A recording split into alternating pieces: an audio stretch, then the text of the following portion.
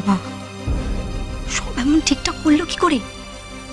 আরে আমিও তো সেটাই ভাবছি, বই দেখে সব মিলিয়ে দিল। হ্যাঁ, ঠিক জানতাম। বই ছেড়েও তুই কিছু করতে পারলি না কাকুলি? একটু যদি ভুলভাল হেল্প করা যেত না, মার কাছে হেপ্পি ঝাড় খেত। আরে ঝাড় খাওয়ার কি দেখলে, এখনো তো একটা জিনিসই হয়নি।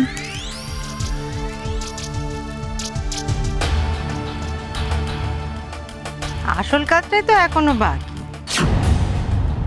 এই সমস্ত পুজোর জোগাড় যন্ত্র তো চেষ্টা করলেই করে ফেলা যায়, কিন্তু সেই কাজটা সে তত সহজ নয়। তুমি সেটাই ভুলে গেলে।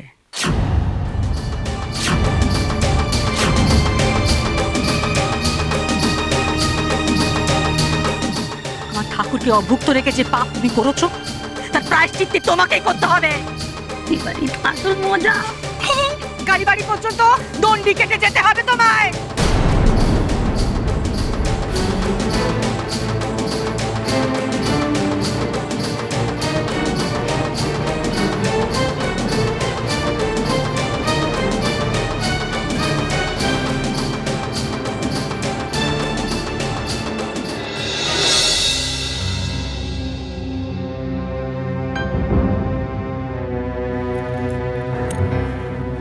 নতুন বউ, তোমার সংসারে যা বিপদ আপদ যাচ্ছে না, তোমারও উচিত ছিল এই বিপত্তারিণী পুজোতে দণ্ডি কাটা।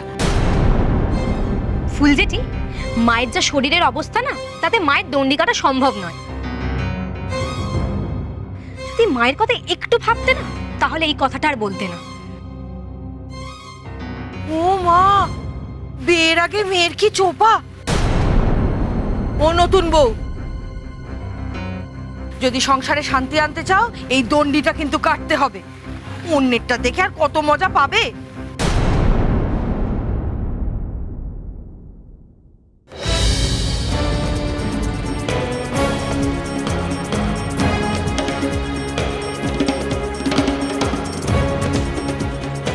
আমি জানি ফুলবো, আমার সংসারের ওপর তোমার নজরটা বরাবরই একটু বেশি। হ্যাঁ হ্যাঁ, বেপত্তারাতে দণ্ডি কাটানো হবে, তবে এবারে আমি কাটবো না। বেপত্তারিনীর দণ্ডি এবারে আমার বড় বউ কাটবে।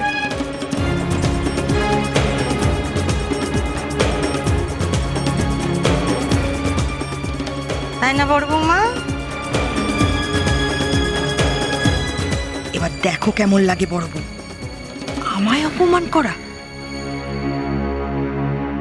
ও নতুন বউ, তা বড় বৌমা পারবে তো?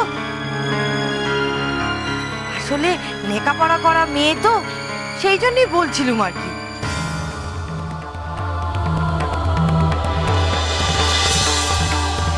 কি পারবে না? বলতে খুব সহজ ব্যাপার। আরে বাবা, ওই জলের বদলে ডাঙায় সাঁতার কাটতে হবে। শুয়ে শুয়ে হামাগুড়ি দেয় না, ওরকম। তুমি নাক খত দাওনি কখনো?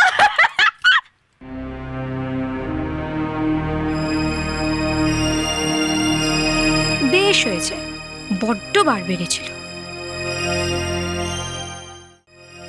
মা একটু শুনবেন?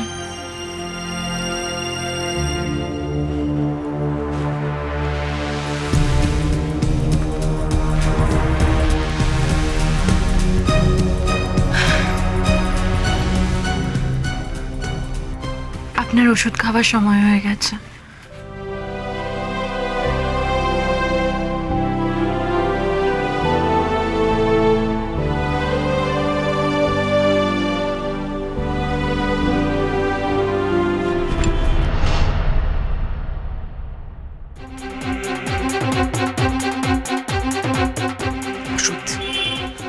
ওষুধ মনে চালা জুড়াবে বড় বৌমা, জুড়াবে।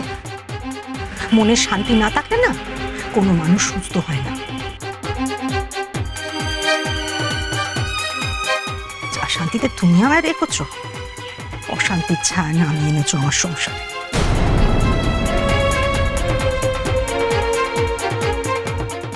নিত্যদিন যা কষ্ট দিচ্ছ তুমি, আমায় নিয়ে তোমায় চিন্তা করতে হবে না। তুমি যাও, দাঁড়িয়ে রইলে যে বড়।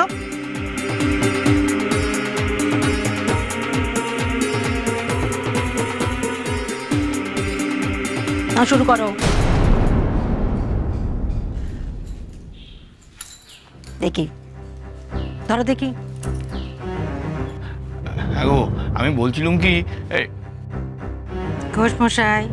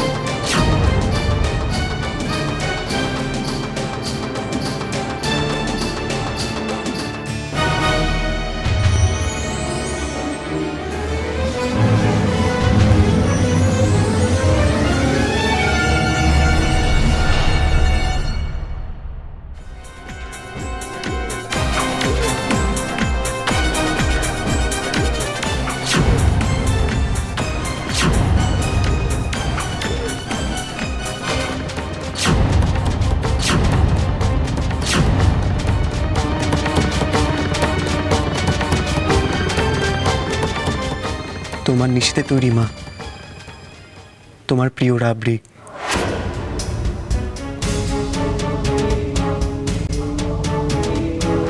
রাবড়ি তোর মার বড় প্রিয় খাবার।